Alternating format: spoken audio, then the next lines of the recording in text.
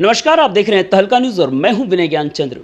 आज हमारे साथ मौजूद हैं मऊ ज़िले में जेजेबी में नवनियुक्त एक पदाधिकारी हैं जिनका नाम है उपासना दास। आइए जानते हैं इन्हीं से कि यह कहां पर और किस पद पर चयनित हुई हैं। मैडम। हेलो फ्रेंड्स, मेरा नाम उपासना दास है, वाइफ ऑफ तापस कुमार। मैं यहाँ दीवानी न्यायालय में एडवोकेट हूँ और मेरा चयन किशोर न्यायालय में सदस्य पद पे हुआ है। मैडम, यह किस प्रकार का बोर्ड है और कैसे इस प्रकार से आपका चयन हुआ? इसमें मेरा चयन इंटरव्यू के माध्यम से हुआ। फॉर्म निकला था, हम लोगों ने अप्लाई किया था और शासन के द्वारा इसमें इंटरव्यू लिया गया, उसमें हमारा चयन हुआ है।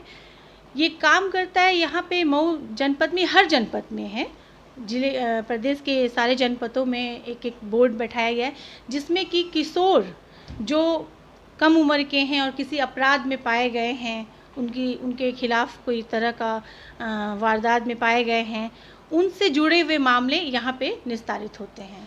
इसका मतलब कि किशोर न्यायालय में किसी प्रकार के अगर विवाद होते हैं फौजदारी के मामले में, तो उनका पक्ष रखने के लिए आपको सरकार द्वारा नियुक्त किया गया है या फिर?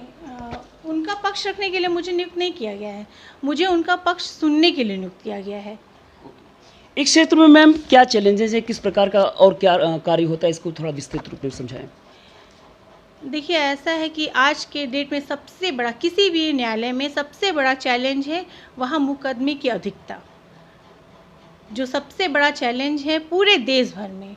तो सबसे अधिक किशोरों के लिए सबसे कठिन कार्य ये है कि जब उनके ऊपर कोई मुकदमा होता है और वो सही समय पर निस्तारित नहीं होता तो उनका भविष्य अंधकार में हो जाता है। तो सबसे बड़ा चैलेंज है कि समय रहते समय से उनका मुकदमा निस्तारित हो। अगर वो दोषी हैं तो उनको सज़ा मिले, निर्दोष हैं तो बरी होकर अपने जीवन में आगे बढ़े।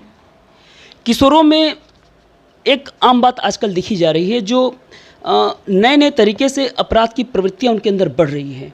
क्या लगता है कि किशोरों में इस प्रकार की प्रवृत्ति को बढ़ने का कारण क्या है, उसके निराकरण क्या है, आप इसको किस नज़रिए से देखती हैं? देखिए, सारे लोग सबसे पहले तो अगर किसी से आप ये सवाल पूछेंगे तो कहेगा कि सोशल मीडिया, लेकिन मुझे ऐसा नहीं लगता कि सोशल मीडिया इसका सबसे बड़ा कारण है। इसमें बहुत सारी चीज़ें शामिल हैं, आपका फैमिली बैकग्राउंड, आप किस परिवेश में रहते हैं, वो आपका एजुकेशन। सबसे बड़ा है कि बच्चों के मन को अगर आप शुरुआत से ही सही दिशा में मोड़ेंगे तो कोई भी बच्चा किसी भी प्रकार का क्राइम करने के बारे में सोचेगा ही नहीं।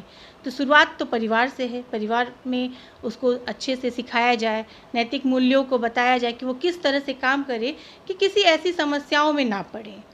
उसके बाद जो सोशल मीडिया है, फेसबुक, व्हाट्सअप, इसमें भी भाई माँ बाप को निगरानी करनी पड़ेगी कि क्या है, बच्चे अगर डाइवर्ट हो रहे हैं तो उसका कारण क्या है, सही कारण का पता लगा के उसके डाइवर्ट जो माइंड है उसको डिस्ट्रैक्ट होने से रोकें।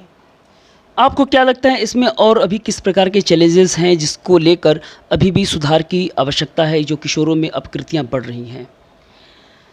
कभी कभी आप समझ लीजिए कोई निर्दोष है अगर, और ये प्रक्रिया अगर लंबी चल रही है तो जो खींच एक मन में आती है, बस बच्चे हैं उनके मन में आता, अभी मुझे रोज़ जाना पड़ रहा है, जब भी मामले की सुनवाई है पहुंचना पड़ रहा है, तो कभी कभी वो कारण भी उनके भटकने का बड़ा बन जाता है। मानिए वो पढ़ना चाहते हैं, बाहर जाना चाहते हैं, मुकदमे के कारण उन्हें सहन में रहना पड़ेगा, कभी आना पड़ेगा, कभी जाना पड़ेगा, तो इनसे उनका भविष्य बहुत कठिन हो जाता है संवारना।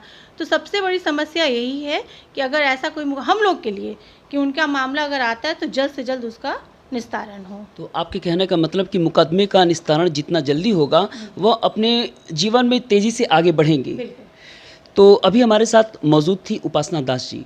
इन्होंने कहा कि किशोरों के प्रति बढ़ रही अपकृतियाँ, यानी कि इन्होंने जो बात की उसका मूल धारणा ये था कि जिस प्रकार से किशोरों के द्वारा जो अपराध हो रहा है और उसमें जो लंबित मामले चल रहे हैं वो कहीं न कहीं उनके साथ एक अन्याय की तरह जुड़ा हुआ है। हालांकि इन्होंने ये भी कहा कि जल्द ही मुकदमे का निस्तारण इनके अच्छे भविष्य का एक अच्छा साधन भी हो सकता है।